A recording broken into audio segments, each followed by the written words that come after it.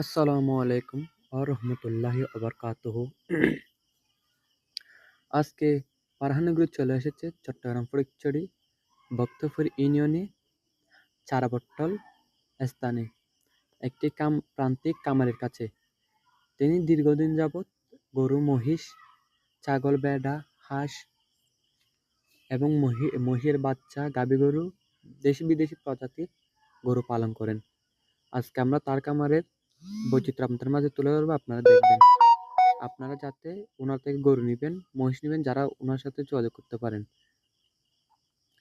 ওনার কাছে 1 লাখ থেকে 3 লাখ টাকার গরু আছে, মহিষ আছে, মহিষের বাচ্চা আছে। যাদের লাগবে তারা ওনার সাথে যোগাযোগ করবেন।